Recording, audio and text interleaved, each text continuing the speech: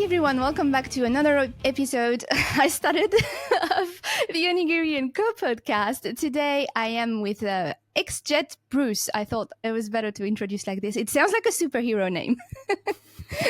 How are you? I'm good. Good. Thanks for joining today. I'm glad we did a test call the other week, I think, last week, because like I said, when we first did the call, I felt a bit strange to be able to interact with you. Like usually I watch your YouTube videos and now you're answering me live. It's quite strange. Well, as live as you can get at my age, yeah. Oh my God. Nice t-shirt, by the way. Yeah. So if people don't really know you in the audience, what would be the best way to introduce you? Like, what would you say to them? Oh, that's putting me on the spot. I'm an old hippie, an activist. Okay. That's good. You have a YouTube channel. This is how I discovered you, Xjet, and you I have two. I have RC model reviews as well, but that's been pretty quiet. Actually, I'll be kicking that off again in a couple of weeks. So actually, you just made me realize something. So when we first discovered you with my ex-boyfriend, when we were living in Central Desert, Australia, and starting in drones, especially when he was starting, I wonder if he had discovered you through the other YouTube channel, the RC Model Review. How long have you had both of them? I think Xjet I started in about 2006, way back when YouTube was just a baby, and then RC Model Reviews was a bit later, probably, I don't know, 2010 or something like that, 2011. So I've been doing it for a long time, way too long. Yeah, well, that would make sense that maybe we discovered you through the first one. Is there any reason why you have two different ones? Yeah, because I wanted Xjet to be more of a fun, sort of something that promoted the hobby, whereas RC Model Reviews was something that supported the hobby by providing information and advice and so forth. And I didn't want to cross the two over because a lot of times people can't tell when I'm joking and when I'm not. So by keeping it separate makes it easier. How come like they can't tell? Well, you got me last week. What did you say? You said something about, you just said a joke and I was like, oh, that was a joke. So you have do you have a very dry humor? Yeah. Is it typical to New Zealand, this type of humor? Well, I'm from Australia originally. Oh, okay. Yeah. This is why we're doing this, because I have been curious about you as a person and as a pilot for many years, and I didn't know this would ever happen. You use the word pilot very loosely, don't you? I don't study guests. The thing is, I always tell people the Onigiri and Co podcast is just a fun way to record interactions that I would like to have in real life anyway. So I guess we're just meeting. It's a first date meeting today. Okay, originally from Australia. Where about?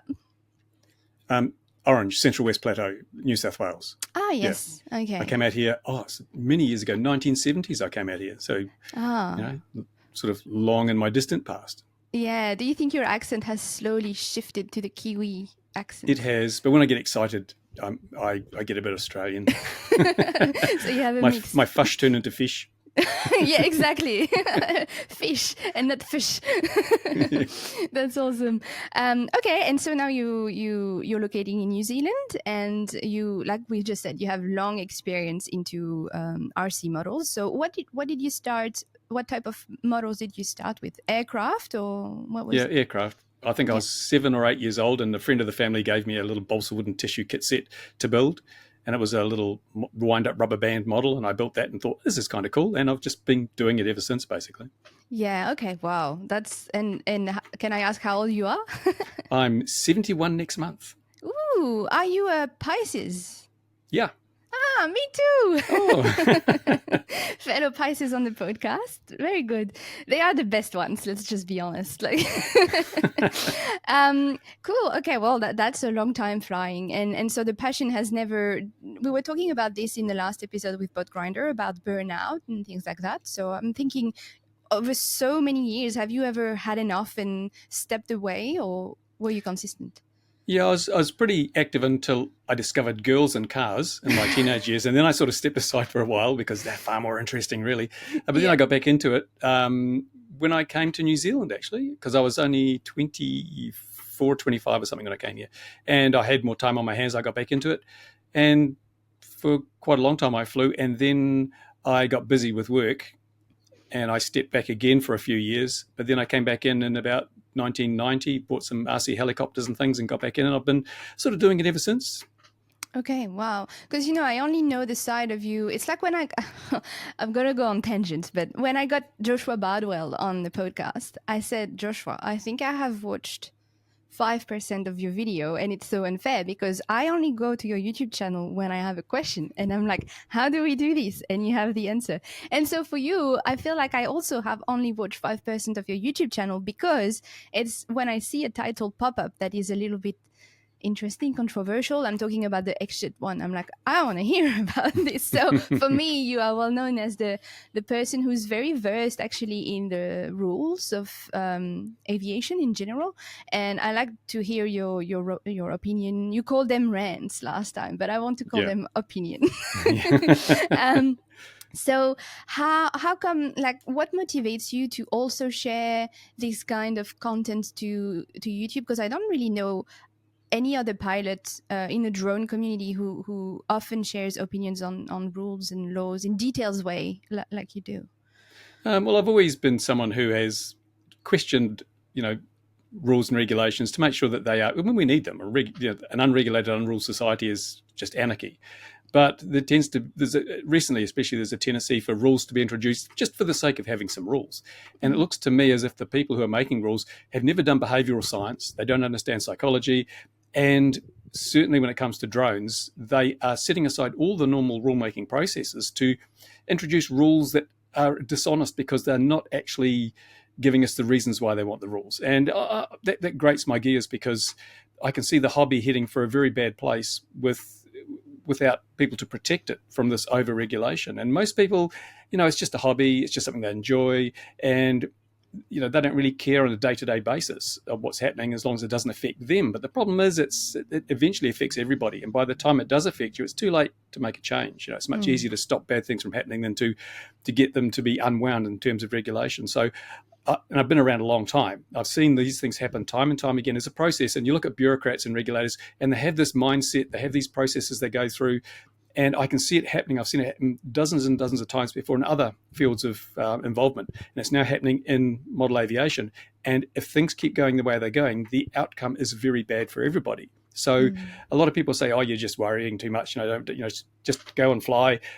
But if we don't take action, we won't be able to fly, at least not in the way that we have. And as I say, I started when I was 7 or 8. So I've had over 60 years enjoying this hobby. And I want my grandchildren and their children and their children to be able to do the same thing. And it means I have a responsibility to future generations to make sure that I protect this hobby for them. And I think other people are starting to gradually come to that awareness. And the only way to do that is to stand up and question things. So don't just take what's thrown at you and say, thank you.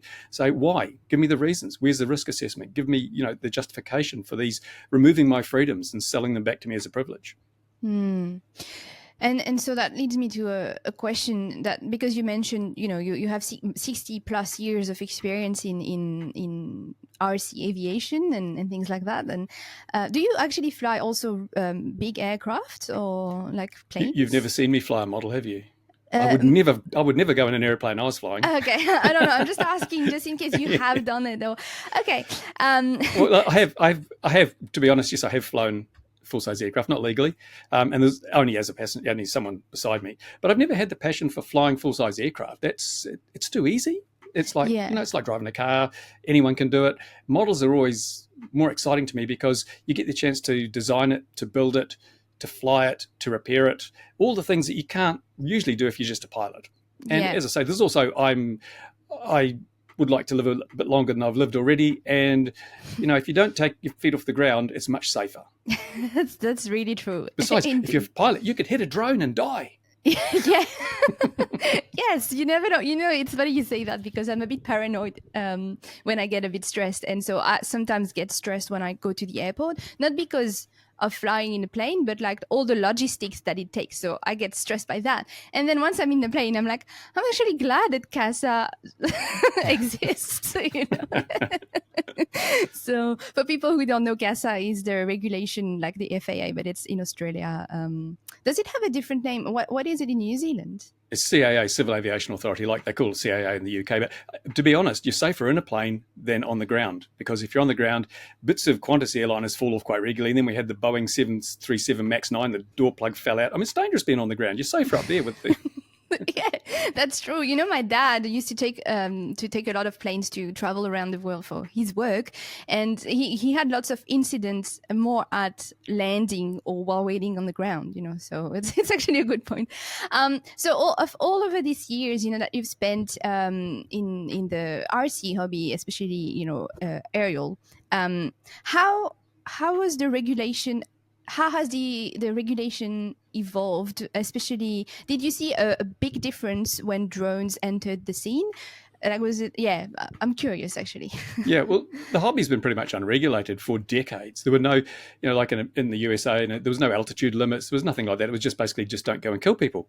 And we went out, we didn't kill people. And then when drones came in, suddenly they started adding all this extra stuff, altitude limits and weight categories and all this sort of stuff, and where you can fly and where you can't fly. When I first moved to where I am now here in New Zealand, called a place called Tokoroa, I got a workshop at the local airfield. You could just go out there any time of the day or night and fly a model aircraft there. There was no rule. Okay. So I would go and fly when I felt like it. I might be working in my workshop and they'd just step out the door, grab a model, go fly for 20 minutes. No spotters, no observers, no radio, nothing. And it was perfectly safe. No incidents ever whatsoever. And that had been happening at that airfield for the 20 years before I moved there. And it was for the first 10 years, that's how we flew there. And great. And then they bring in all these regulations, and now I can't even fly at the airfield at all because I'm not a member of an organisation that you have to be a member of to fly at an airfield. It's like, because I haven't got I've sat the exam 2 times and passed the exam and all the necessary bits and pieces, but because I haven't paid them $85 this year, I'm not safe to fly. And I mean, this makes a mockery of the whole safety thing. It's just ridiculous. Yeah, I see. Because what seems dangerous to me is RC helicopters, funnily enough. What do you think of this specific part of the hobby in general? Well, when I got back into the hobby in the late 80s, I was really interested in RC helicopters, and I bought a couple and I flew them. It was great fun. They're just so expensive to keep in the air. You have one little crash and you're spending hundreds on new rotor blades and shafts and things. So I couldn't afford, the way I flew, I couldn't afford to keep flying them because it was costing me too much to keep them in the air. And that's when I went back into fixed wing. But RC helicopters, they are a great part of the hobby. And I one day I'll probably buy another one. But the 3D stuff, that scares the pants off me. You've got, especially these like electric ones, which are like 3 kilowatts of power zipping around. And as the guy in, I think it was New York in America, chopped the top of his head off. It's one of the few fatalities we've had recently. One mistake and, you could be really badly injured. So it's not as bad as one of these, though. These are the real danger. For people who don't watch the video version, it was a micro drone that we just got shown. Yeah. This is a choking hazard. I just noticed that I have a bit of ambient noise coming from my kitchen. Is like this way. I'm just going to go turn off an appliance, and I'll be back just in a sec. Okay, yeah, I'll talk amongst myself.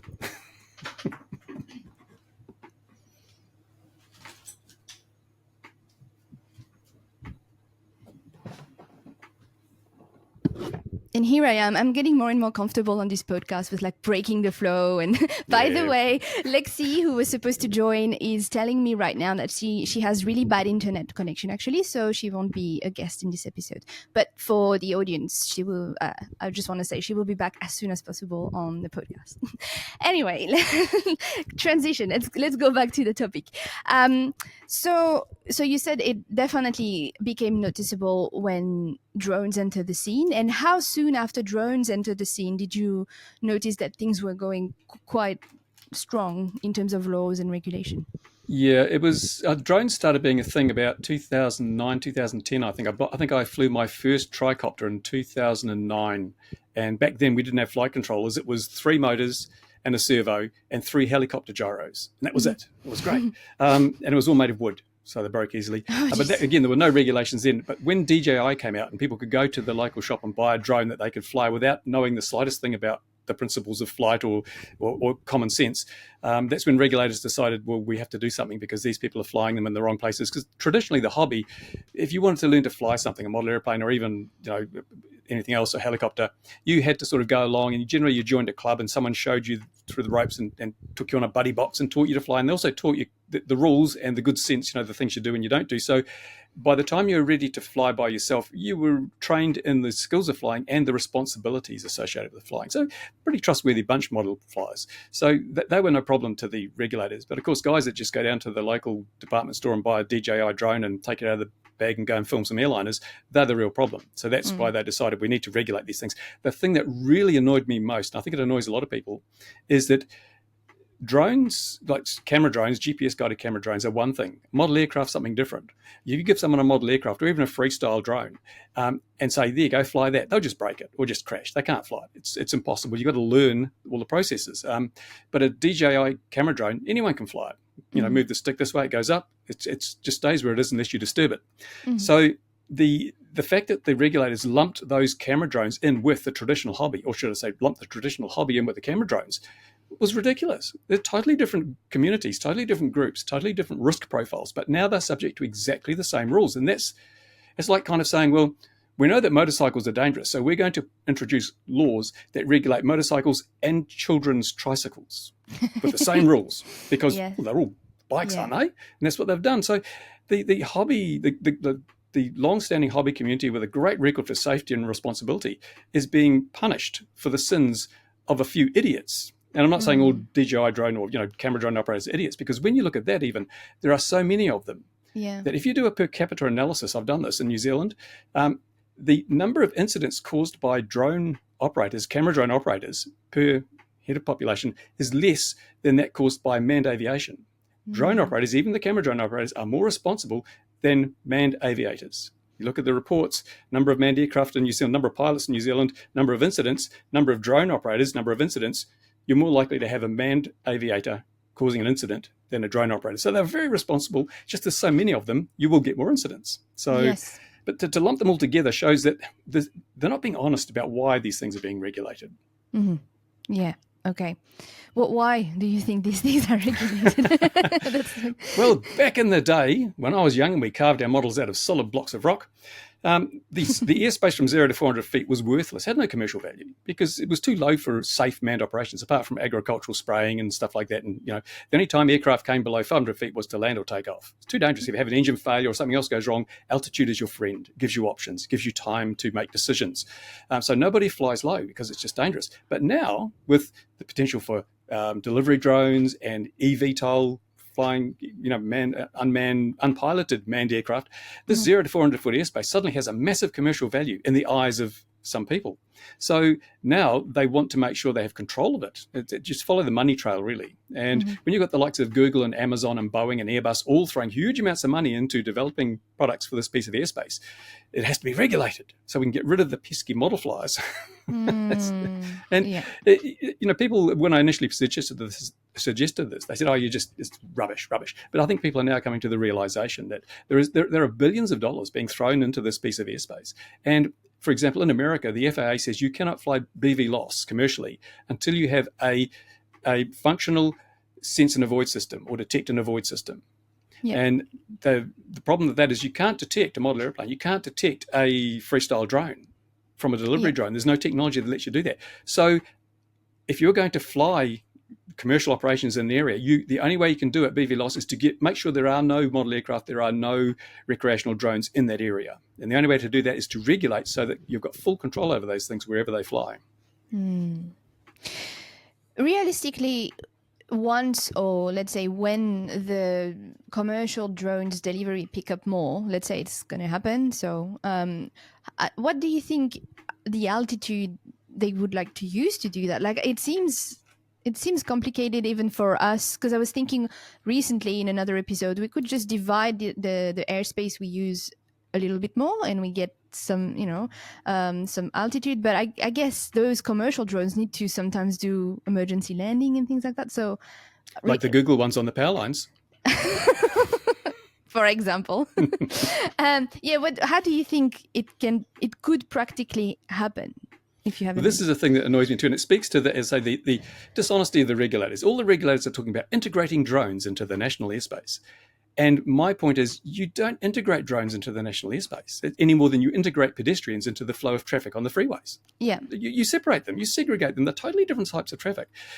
And we've had this sort of models below 400 feet, manned aviation above 500 with 100 foot of separation. We've had that for years and it's worked extremely well.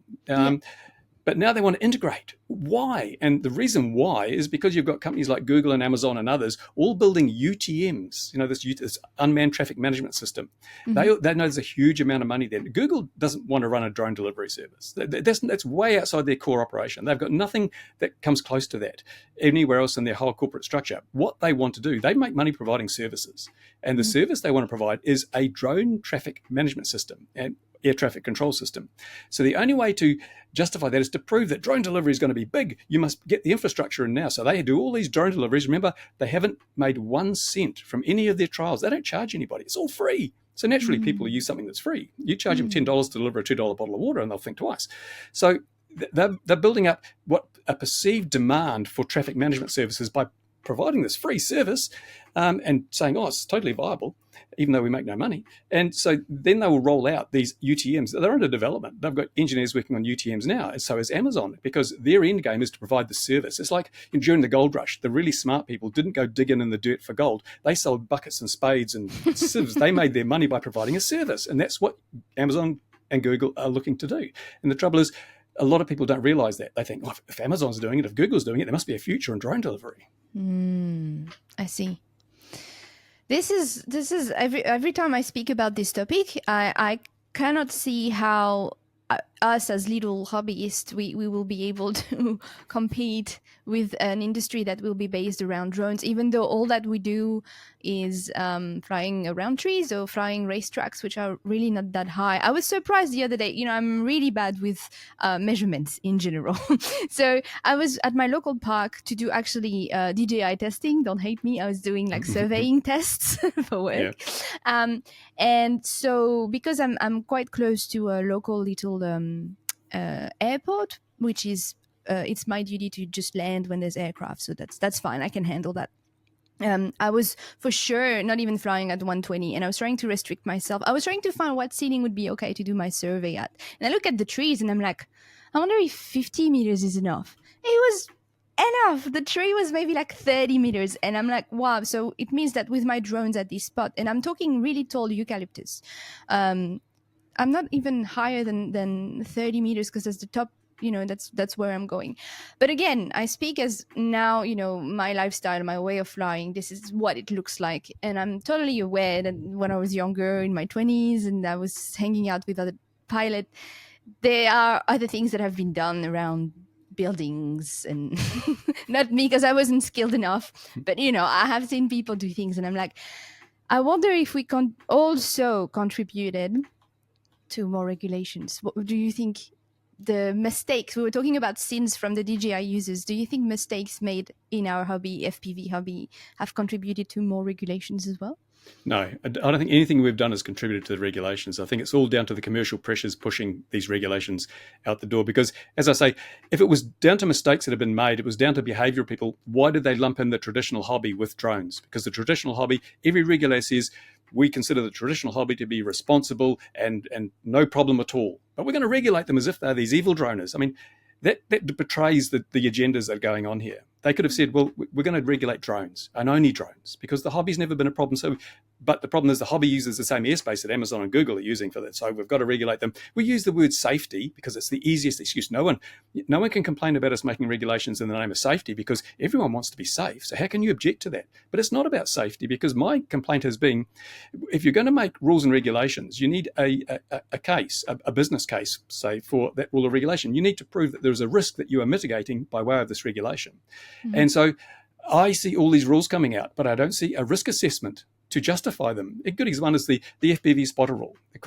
Every country in the world says if you're flying FPV, you must always have a visual observer. Mm-hmm. Yet we know from the tens or hundreds of thousands of flights on YouTube that people fly FPV all the time without a spotter, and there's never been a problem in terms of that. So the risk is proven to be incredibly low. So why do we have this rule? My belief is the rule should be a visual observer must be used when flying FPV when necessary to ensure safety. We give us that ability to make that choice for ourselves. We're already doing it. I mean, if I'm flying at the airfield, I always have a spotter because there's a high likelihood an airplane could come along. Even though I can hear airplanes and I've got an ADSB alarm and I've got a radio, it could be a glider without a radio. So, I always have a spotter on at the airfield. But if I'm flying down at the local park, below the level of the trees, FPV, and it's 6 o'clock in the morning and I know there's nobody there and I've got HD video and I've got the best seat in the house, why do I need someone standing beside me? They're just someone else to hit. It increases the level of risk, doesn't reduce it. And the thing is that we have regulators who have never done this themselves. You go into the halls of the regulators and say, how many people fly FPV freestyle every weekend? Not one hand will go up. But they're going to tell us how to do it, how to do it safely. And that is wrong. And it can't. We must not accept this. If we accept it, then they say, this crowd's a walkover. We just do whatever we like. They don't push back. We've got to push back at every step. Yeah, I understand what you mean with risk assessments because before I had no idea how safety was working in terms of legal rules, and even like insurance and things like that. And since I work in the video industry and I also do a lot of ground content, but I also do aerial content, and I have to do swims for any aerial job we're doing, and it's true. Like it all depends. We tried to have a swims that was covering everything, and then you realize that there's no point covering everything at all time. We realize that even our clients are like, you don't really need to cover snakes bites here because we're underground. And we're like, yeah, we know that, but we wrote it just in case. So, we realized that at least with the people we work with, sometimes we'll have a spotter because it's not FPV, right? It's like line of sight. So we can also do FPV. And so we're like, sometimes we'll have a spotter because we know that it's springtime and the birds are going crazy. And if we want to do long shots, depending on the type of jobs, we have to focus a little bit. Obviously, we have to keep looking at the drone, but we have to look at the screen as well. And it's better if someone is always looking at the drone on top of us, So that's good. Sorry, I got kicked out. I don't understand why. You're back. Apologies. I've just been telling rude jokes in the meantime. It's all right. Nah, it's just I don't know what happened. It said no internet connection. I'm like, what's happening? It's Australia. Yeah, you've got that terrible national broadband. It's horrible. Yes, it is. It could have been made better apparently, and I stopped asking questions to people about I've got a gigabit fiber connection. Oh, did you? Yeah. Wow. Yeah. To your house? Yeah, to my house. Oh my God, luxury. I used to have that in France. It was great. Yeah. And then I moved here and I was like, what do you mean we can't get fiber to the house? Oh, we can, but then it doesn't go to fiber. Like, it's just a mess. It's crazy. Well, I was just saying, because I don't know where I cut for you, but like I used to fly in crowded places and we would take turn spotting because we thought it was the right thing to do. Also, we don't need to fly all of our packs at the same time. Like, it's nice to just hang out. But now I fly in a place that is a lot less risky, and so sometimes with my friend we like spotting for each other, especially if it's like Sunday and there's like a soccer game happening like 500 meters, not 500, like probably more kilometer away from us.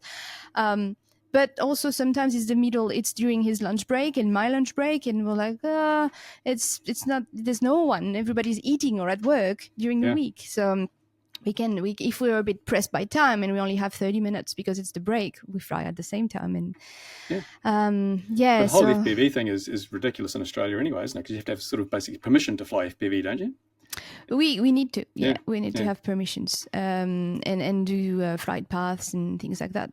So it's hard, but the good thing though, because I know we're criticizing rules, and I think it makes sense. It's good. It's not criticizing; it's questioning, like you said. Yeah. And every time I've been in contact with CASA, at least because we are, I'm not talking as a hobbyist. I'm talking about when you work for a business. They've always been helpful, making you achieve things to comply. I just wish they were helpful hiring people that are closer to maybe the drone hobby and working out rules that would not only make people happy but also encourage them to do the right thing, because I feel like sometimes the more restrictions you put, some people are like, it's just too much and I'm not going to follow. Yeah. As I say, there's no behavioural scientists on the team. They don't realise that if you make it difficult to comply, people are less likely to comply. If your rules are not a good fit to the needs of the community you're regulating and they don't see the justification for the rules, then people will say, no, we're not going to. And as soon as someone decides one rule is worth violating, then the whole framework becomes suspect, because you might as well be hung for a sheep as a lamb. So it's so important that these regulators consult, and not just consult but listen, because they consult legally. There's an obligation to consult as part of the regulatory process, but so often the consultations are just filed, never acted on. And we've seen that in the UK just recently when they did a consultation on remote ID, and the vast majority of people said no. And so then they issued another consultation saying, we want you to help us work out how we're going to implement remote IDs. They just ignored the first round of consultation because it didn't fit their narrative. And that makes people feel disconnected from the process and, again, less likely to follow those regulations. And as I say, the problem is that the traditional hobby flew for 60, 70 years without any regulation, and they were not a problem. So why are you coming down on them like a ton of bricks? And that's not to throw, camera drone operators under a bus. One of the problems that has to be acknowledged is that some of the people who go and buy drones don't have the necessary common sense, and risk assessment is just common sense. We call it a risk assessment, but someone with common sense looks at the possible outcomes, looks at the consequences, the probability, and decides for themselves to operate at a level where they feel comfortable. That's a risk assessment. It's a pretty loose one, but that's it. They do that. And if you teach people common sense approaches, and what I do quite often is when I see people flying drones, mainly DJI drones, in the wrong place or whatever, I have a word to them, and I don't say, oh, you're breaking the rules. I say, you realize if you do that, you could lose your drone, or you could get a fine. Let them realize that there is a consequence, a cost to them if they do this, not so much anything else, because that's what really affects them. Oh, I could cost me money, I could lose my drone. Oh, I won't do that. But if you just say you're breaking the rules, they'll go, oh, I don't care about the rules. Yeah, that's true. How do you feel about people in our own hobby who sometimes, just for the, how can I say, because we know they exist, just for the getting the good footage, are also breaking the rules? Well, I think it's, as long as they're doing it safely. I mean, ultimately, the burden of safety, if I look to Canada, for their sub 250 gram craft, they have no prescriptive rules, except you're not allowed to fly in a flight restricted area. Everything else, they have just two rules. Do not endanger people, do not endanger property. That covers everything. All the rest of it's really just methods of achieving that, isn't it? Don't fly above 400 feet, then you're less likely to endanger manned aircraft. But they don't even have that height restriction in Canada. It's just don't endanger people, don't endanger property. Then the whole burden falls on the shoulders of the person flying the drone. There are no ways to dodge those rules. If you do something that hurts somebody or breaks their property, you've broken the rules. You can't say, oh, but I was flying by the rules. No, you weren't, because you obviously weren't. And that's the way I think it should be looked at. And if it works for sub 250, why doesn't it work for sub 1 kg? Why doesn't it work for sub 2 kg? It's the weight has nothing to do with it. It's the attitude of the operator. And when I look at Canada again, I realize regulation is completely worthless in many regards, because if we look at the two most severe incidents involving drones colliding with manned aircraft, they both took place in Canada.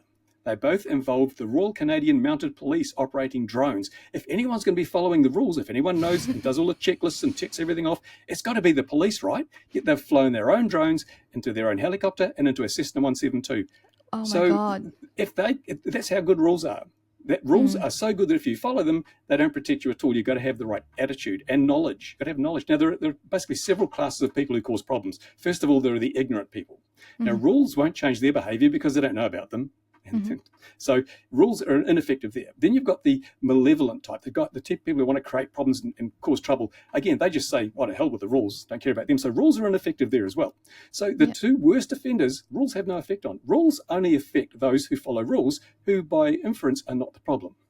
So you've got to change attitudes. You've got to make people realize they are responsible. And if that means really hiking the penalties, do it. I mean, if I injured somebody, I'd be gutted. And if I got a $10,000 fine, I would feel that I deserved it, because I should never injure anybody and I should never damage other people's properties. I'd have to pay the whole lot, So I take it on my own shoulders, and that makes me fly far more carefully and far more. I don't take the risks that someone else might take, because I'm not going to hide behind rules. My rules are don't hurt people, don't break their stuff, and I don't want to be in violation of those rules. So I do quite often break the rules, but I never endanger people or their property. Yeah, this is how I feel as well. On the hobby side, obviously at work, I can't break rules. But the rules I break are not, I never fly above 120 meters, for example, because I'm like, this feels reasonable. And especially in the hobby, I don't need to be above that. I don't do that type of flying. This is not what I enjoy. This is not what I build a freestyle drone for, obviously. I build a freestyle drone to be close enough to the ground to have some thrill.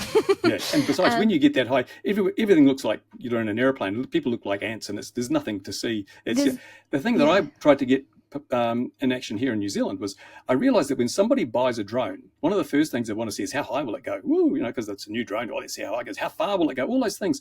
And people will do that. You can say it's against the rules, don't do it, it's dangerous. They'll still do it because that's human nature. What I suggested to our regulator was, can we set up an area somewhere in the country where people who've just bought a drone can go as high as they like? Because it's an exclusion area for manned aircraft, right? So no manned aircraft in this area, because there could be drones at 10,000 feet or drones beyond visual line of sight.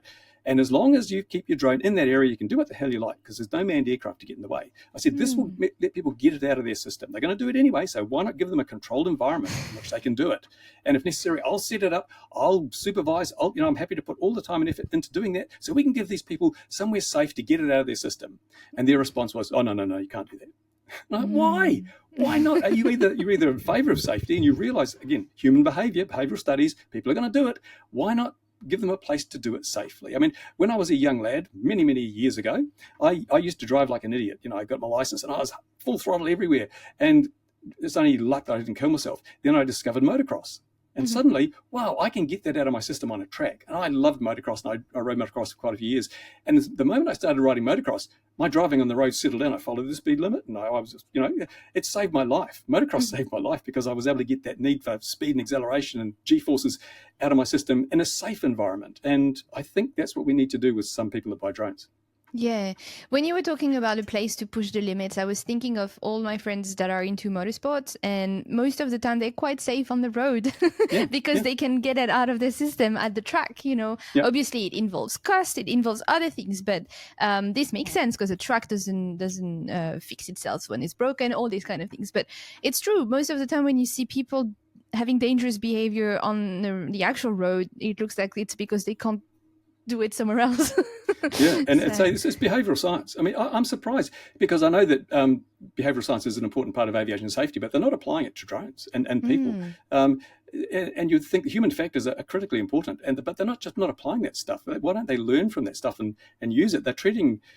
One of the problems is they're treating drone operators and model aircraft flyers like pilots, and we're not. Pilots are always in fear of losing their license. They've got this whole thing where, if you break the rules, the CASA or whatever will pull your license from you, and that means that they tend to be pretty good rule followers.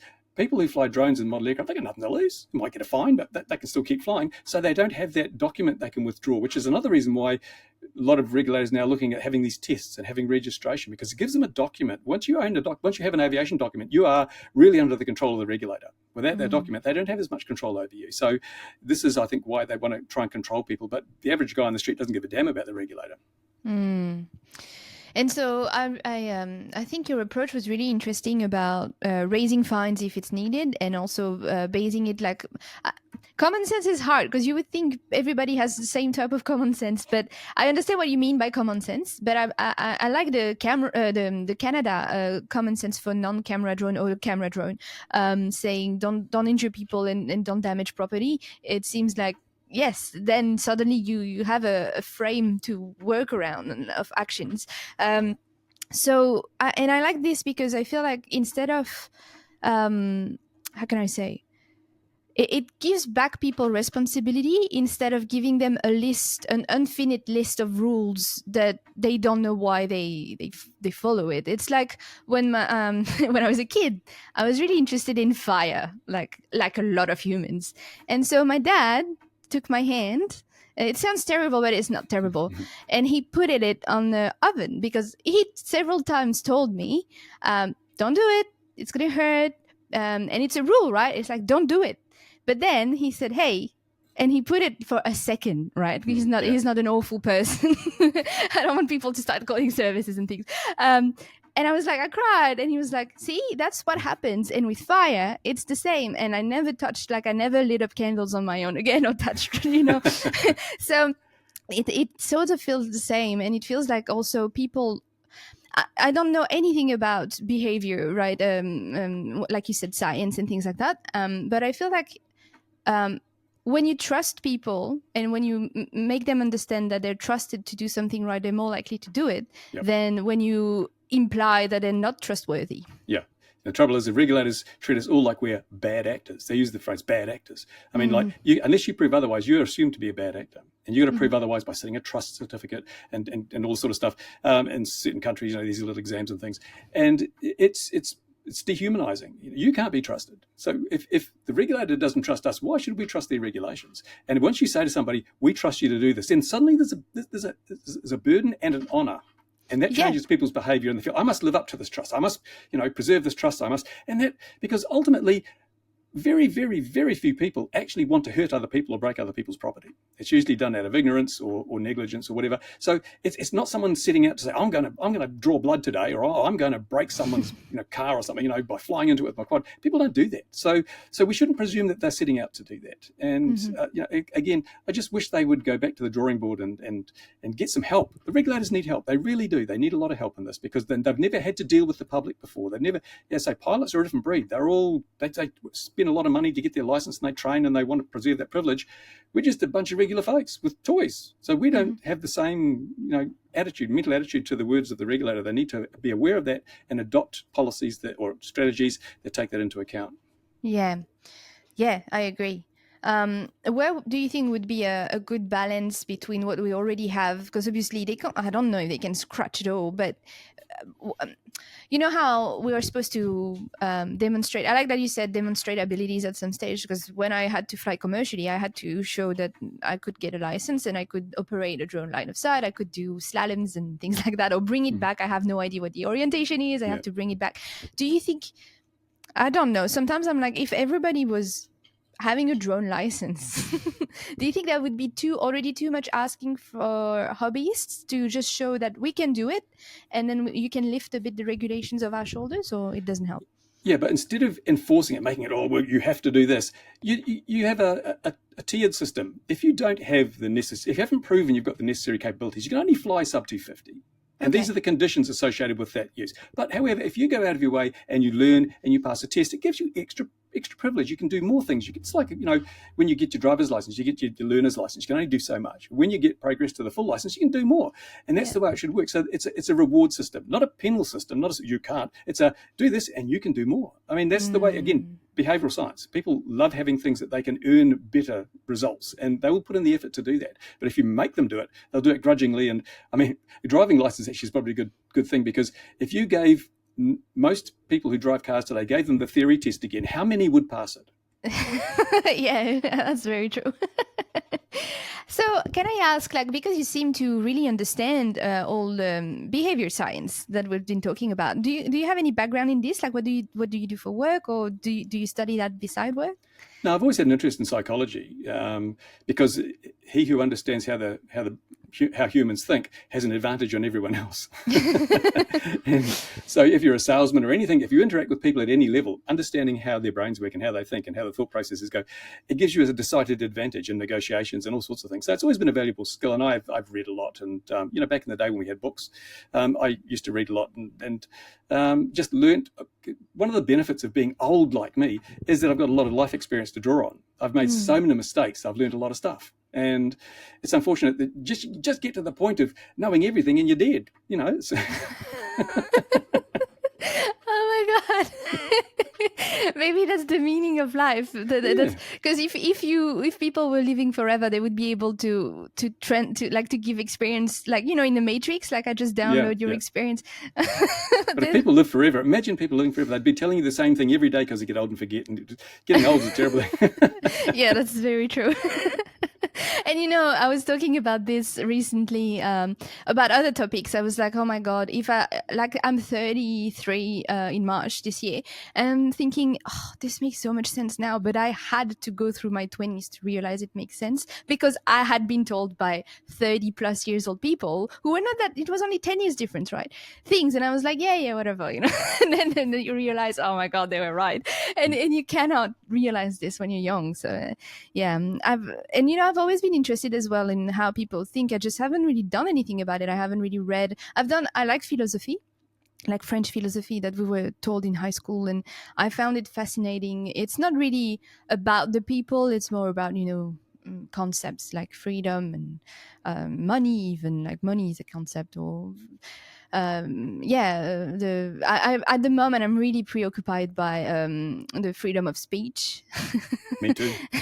But what are also, we doing on YouTube? That's not a place for free speech. yeah, it's interesting how sometimes people are really worried about it, don't really know exactly what it means, but also anyway, I don't want to go on a tangent too much, but and sometimes my boyfriend is like, why are you asking opinions of strangers on the internet? It's like, is that because their opinion matters to you? When I do a little poll about a certain topic, I'm like, no, it's not, because it's more like I'm curious to see how all different humans think about one topic, and it's just I feel like it's really interesting. So if you ever have recommendations of books to read about this, the human psychology, I'm interested. Well, that was a very informative talk. I really enjoyed this. I just wanted to go back a little bit more about you. If you want to talk about you, like, I'm actually curious. Last time we called, we interrupted one of your flying sessions. So I want to talk a bit more about the fun stuff again. Yeah. What type of flying do you enjoy doing these days? I'm doing, well, because of certain bureaucracies, my legal flying options are very limited. So I tend to fly when there's not a lot of people around now, so there's no one to narc on me. But I like proximity FPV with quads. I like fixed wing proximity FPV. I don't do as much line of sight anymore because I don't have. You can fly proximity anywhere. I fly around the house, I fly down the park, fly it in the schoolyard, fly around the council building when I'm not supposed to. All that sort of stuff. It's great. It's fun, and you can, in 6 minutes you can enough adrenaline to last you for the next hour. And so I do a lot of that. I'm also spending a lot more time because of the Parkinson's. I'm not flying as much as I did because I have to pick my days when I'm not all shaking like a jelly in an earthquake. And so that's one of the benefits of having smaller quads and flying around the house, and also being sort of a free spirit, not working 8 to 5. I can go out when I feel good and have a fly. And again, that's one of the things that annoys me about the situation with spotters and things. If you're having, I'll go and have a fly. Where can I get a spotter? You can't, of course. So it's just I fly what I can when I can, where I can, basically, and enjoy every minute of it. No, that's great. How long have you known that you were having the Parkinson's disease, if I can ask? I think I was diagnosed about 4 or 5 years ago now. Yeah. Oh, yeah. Yeah. So it's about the same time I discovered your channel, I think. Oh. Yeah. And so has this changed your perspective on the hobby? It has. Well, probably not changed my perspective on the hobby much. Changed my perspective on life quite a bit. Yes. You realise every day is more valuable. And it's taught me a lot of interesting, useful life skills, like the ability to laugh at yourself. Because just this morning I went out to the workshop and I was doing some fine soldering and my hands were not very good. And I used to get quite angry and cross because I couldn't do simple things that I could do before. Yeah. And now I developed I have coping strategies for everything. So now my coping strategy is I sort of pretend I'm standing beside me and looking and just noting how humorous how funny it is, this old guy trying to do something which he clearly can't possibly do, and just basically look at the humorous side of it. And I also, one of the problems with Parkinson's, there's a lot more than tremors. Tremors are the least of the problems usually. Okay. There's things like you get anxiety and so forth. And again, I had to develop coping strategies for anxiety. I'd get up at, midnight and check all the doors were locked, and then go back to bed and get up at 12:30 and do it all again. And I come up with coping strategies for that. And that made my wife very happy because she was getting tired of me getting up and down. Fair enough. But again, you just got to look at things and come up with solutions. I've always been a problem solver. Give me a problem, I love it. I can find a solution. And hey, that's makes life a lot more interesting. And that's one of the reasons now I'm working on so much stuff for safety in the hobby, like I've got the ADSB alarm, which I still haven't put up on the website. But things like, because overseas we've got like the FAA and that bringing in remote ID, safety, security, it does nothing. It doesn't stop anything bad from happening. Remote ID will not stop a drone from hitting an airplane. It will not stop a drone from spying on anyone. It might help you track down an offender afterwards, but just in the same way that license plates don't help you track down bank robbers because they steal someone else's car to do a job, remote ID is a flawed concept. It's not even electronic conspicuity because the aircraft can't pick it up, so it doesn't deconflict the airspace. It is something they've done to show they're doing something, but it doesn't have any effect. Whereas I believe if everyone that went out and flew had an ADSB alarm, well, that deconflicts airspace. And project I'm working on now is just a tiny little AV band receiver you can put in your pocket, have an earbud, and so you can switch it to the local operating channel. You can hear local air traffic. So even if someone doesn't have ADSB, if you can tell if they say they're going to be transiting over your area, well, you'll know they're coming. Stuff like that makes a real difference to safety. That's a preventative measure. I went to the local CAA here and said, look, I've developed this ADSB alarm. What do you think? They said, oh, we don't think that's a very good idea. Oh, really? But why not? So, well, people might rely on that. I said, no, it's not a solution. It's part of a total package. Oh, yeah, but people might have that and just, not have spotters and not listen out and not take proper care. I'm thinking, my God, why do you have ADSB in aircraft then? They just don't have the mindset. They just don't understand. Yeah.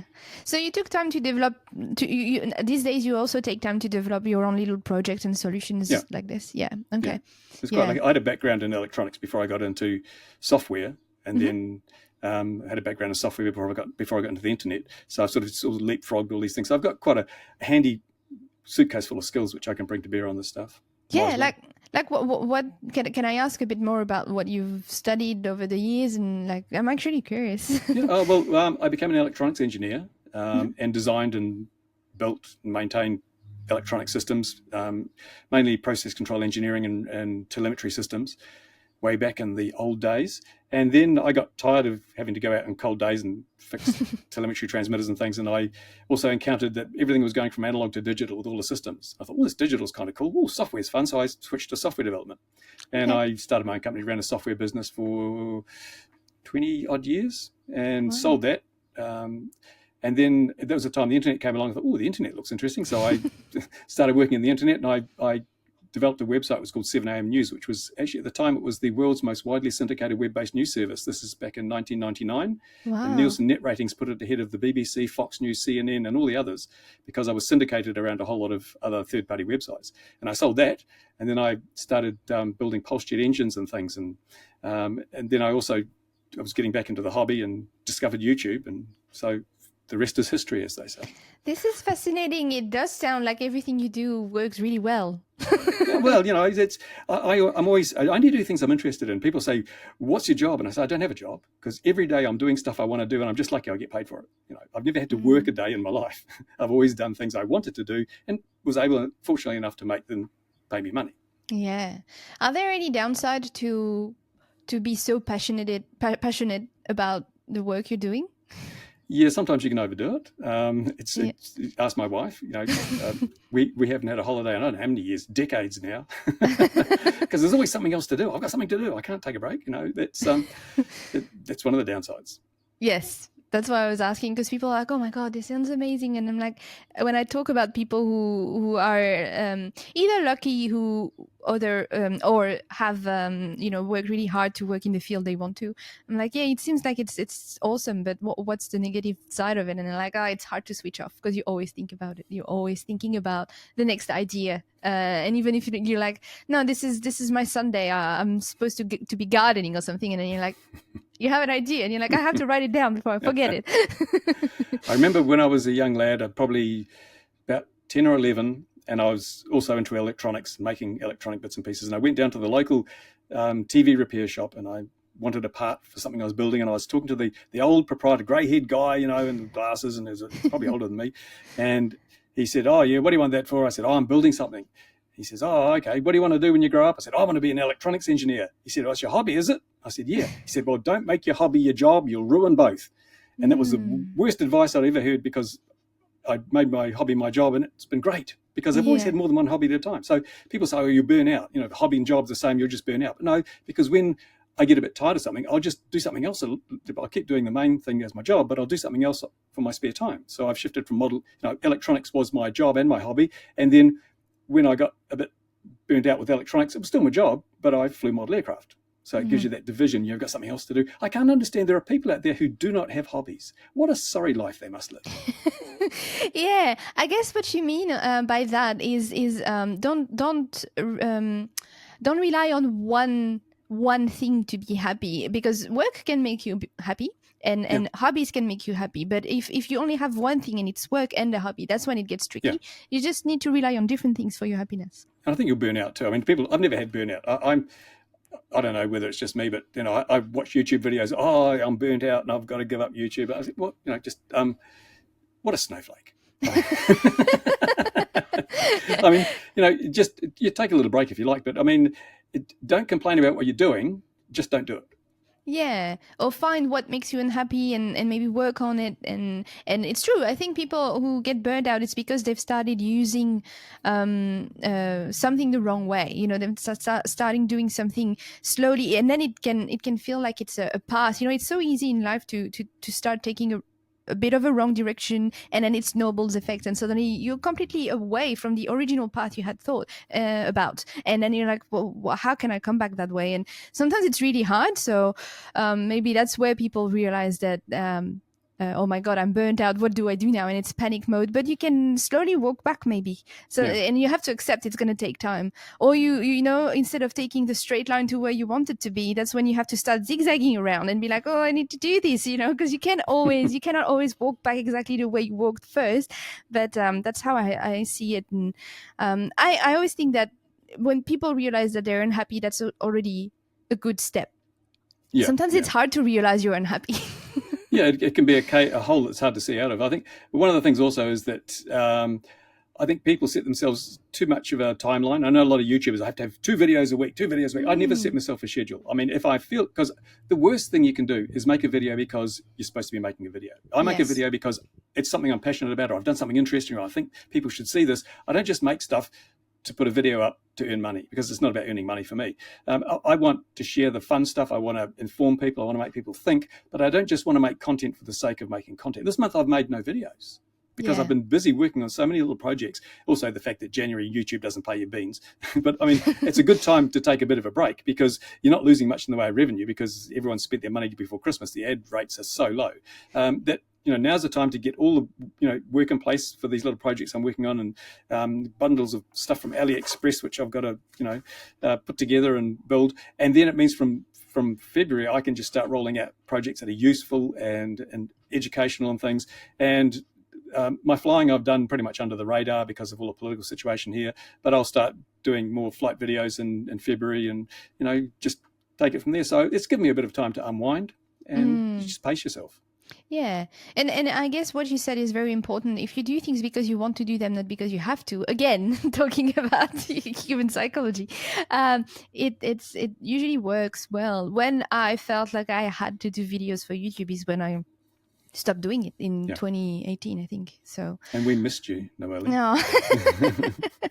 But that was better, because then I came up with this, and this, I never feel like I have to do an episode. I feel like at worst I feel stressed when I'm like, oh, I haven't organized an interview on time for my next Thursday. But it's not like, what am I going to say? Or, you know, it's more like, oh, it's such a shame I wasn't organized to have something to talk about with someone, because I missed the conversation in the first place. I'm like, oh, I have no one to interview in 2 weeks, you know. I got to commend you on that interview with Christina. That was fantastic. That was brilliant. Ah. I had it on, and I was doing something else, and I didn't realize that she was disabled until quite a way into the interview. And then because I was like, oh, she's an interesting woman. This sounds really good. And then I realized, my goodness, and she's disabled. That's, you know, blew me away. It's, you know, this morning when I was feeling a bit sorry for myself, because I couldn't do this fine work with my hands, I just stopped and thought, hey, I've got it good. By comparison, you know. I mean, I've done everything I can to try and overcome, you know, my own limitations. And when I was diagnosed with Parkinson's, I was 92 kilos in weight, and I was totally unfit. And I did all the research, as you do, and I found that exercise had benefits.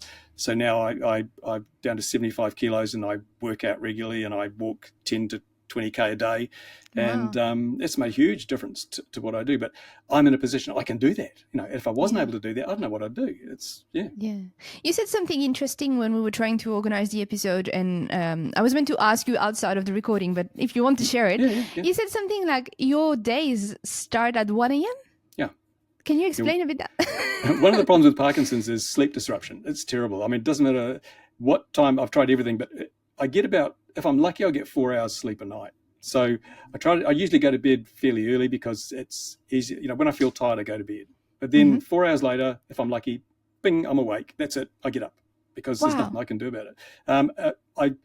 About every 4 or 5 days, I sleep for maybe 10 hours. It all catches up, and then I get a big sleep, and I'm good, you know. But then, you know, I get 4 hours a night, and it gets worse and worse, and then I get a big sleep. So it really disrupts your sleep. So I'm just quite used now getting up just after midnight and working in the peaceful calm of the morning and getting a lot of work done, and it's great. I love it. Wow. I didn't know. I feel like Parkinson's is such a thing that people think they know and they actually don't know anything about. I actually, through my partner, I know someone who has it. Is still quite young, in his 40s, and so he recently opened up about it, and I discovered a whole different things that it can, like you said, the anxiety. It can have lots of mental effects. Oh Like yeah, it yeah. It can be, affects the whole brain. It is a brain issue. The obvious manifestation from the outside is people shake, and if you take too much of the medication, you get the swan in the wind stuff. I've yeah. deliberately stayed away from taking medication except when I absolutely need to. If I need to do something very fine movement, I'll take my medication, and for the period of time I need to do that. But then I'm off it, and I've discovered other things like creatine monohydrate, which is basically it's a supplement for athleticism, but also improves your brain function. And I did the Mm. research and found that dopamine, what is it? When you do exercise, the endorphins that are released stimulate the release of dopamine. And of course, dopamine is the thing that's missing with Parkinson's. And the problem is, wouldn't you know it, dopamine is also the feel-good chemical. Yes, yes, yes. And that explains why a lot of people with Parkinson's get depressed and they get anxious, and there's all these other mental effects. I worked very hard to, as I say, I can't stop it, but I have coping strategies. So I'm smart enough to look at it and say, how can I reduce the effect of this to a minimum, and come up with strategies? And they've been very successful. The doctors are quite happy and amazed that I'm still, going well. And the progression of the symptoms is nowhere near as quickly as I'd expected. So Yeah.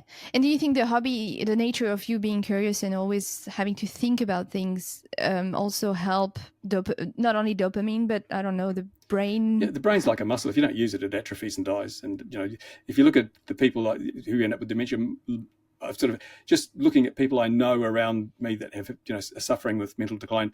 They don't have hobbies. They don't have Mm. interests. They watch television. They Hmm. drink cups of tea and they eat food and they sleep, and there's nothing to stimulate them. Yeah. Yeah. I mean, I feel like it's good to have this type of conversation because it makes you think. Like I said, I feel like I'm only 30, but also I'm already 30, if that makes sense. Yeah, And so, the people that I used to be around are like my friends' parents, for example, or even just my own parents. That's when they're now reaching 70, 75 years old. My dad just turned 70 yesterday. Um, and so, yeah, they start having the problems you used to hear about when you're 18 and you're like, oh, that's an old people thing. But then you realize that it's never like it. The early you know these things, the early you can already act on it.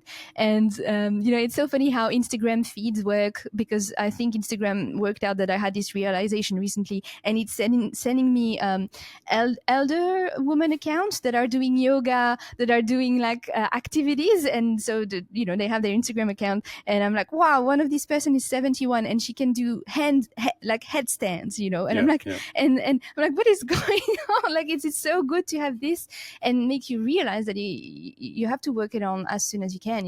Brain being stimulated, always thinking about, if you have ideas, follow them. Even if they sound crazy. I used to be told, oh, you can't write things because it's very rare to become an author. But maybe don't become an author. Just write it because you like it. yeah. And you will have a good time. Or recently I started karate again, because I used to do it a lot. And I thought, when I started, I just wanted to do something else than just lifting weights in my living room. I was like, well, I'm lifting weights for the sake of lifting weights. Why can't I just exercise and have fun and meet people? And oh, nice flex. I don't have that much, but um, yeah. So I went back there and I realized that not only karate is a very good sport for the body, it's very complete. But it helps you with balance and mobility and strength, like without damaging you. And I'm saying Yeah. that I hurt my knee, but this is but also for the brain. You have to memorize another language. You have to memorize patterns, and some patterns are very similar. It's just so good. And so when I hurt my knee at my black belt grading, which I still got, Black belt. I went to the physio and I told them that I want to do karate and I want to do it now and never stop, because I think it will help me age better in many ways. And they were sort of like, because they're younger than me, and they were like, oh yeah. And I could tell that even though they're physio, they agree because they've studied it. But I don't know if they had the realization yet. And I'm like, you'll see when you actually think about it. You'll be like, oh, yeah, I need to do that. Yeah, so well, I think like I want to cut it short because I like cutting the episode when people want Leave them more. wanting more. Yeah. Yes. But I always ask something like, usually, do you have one more thing to say, or what's your plan this year? So whatever you want to say to finish the episode, either an advice or talking about your own plan for the next 6 months or something, go for it. No, I got nothing. I knew you were going to. You've drained it all out of me. Okay, all right, nothing to say. Well, that's good. What are you going to do today? Are you going to go fly, or is it already quite late for you? No, it's still raining, so I won't be doing any flying. That's true. And yeah, I've got some projects I'm working on here. I'm doing the drone flyers safety kit. It's going to be a whole lot of bits and pieces you can put together and do that proactive thing. I want to show the regulators that we are serious about safety. We're taking the initiative. We don't need them to give us ridiculous regulations from a point of ignorance. We're going to take the initiative. We're going to make sure things are safe. So get off our case and start regulating appropriately. Regulation should be proportionate to risk. You haven't proven the risk, so back off. That's very clear. Maybe I should keep that as a snippet for my Instagram, you know. As my t-shirt says, some regulations are for the guidance of wise men and the obedience of fools, as Harry Day said back in 1940-something. That's really nice.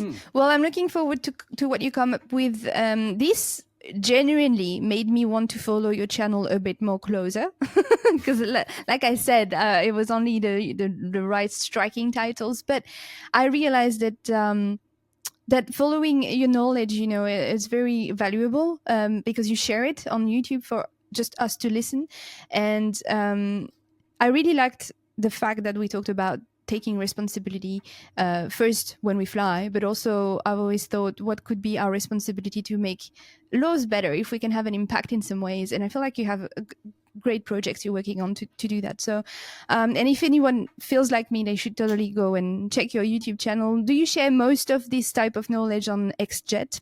Yeah, although there'll be more on RC Model Reviews this year because the projects will be based there. And see, I've got to be, when I'm being a little bit contentious, it's Xjet. When I'm being, straight, it's on the RC Model Reviews. So that's how you can tell the difference. Okay, no problem. So yeah. I'll make sure to check both. And you have a forum and a website that people can go to as well? I've got a website, but I haven't updated it for about 8 years. So okay, so it's better to follow you on YouTube. Is that correct? Yeah, YouTube's usually the place, but I'm going to be self-hosting probably sometime later this year because we're talking about free speech. YouTube is a train wreck when it comes to free speech, and I don't want to be constantly in fear. I might say something, get demonetized, or the AI might have a bit of a meltdown and throw me off the platform. It's crazy. Yes, fair enough.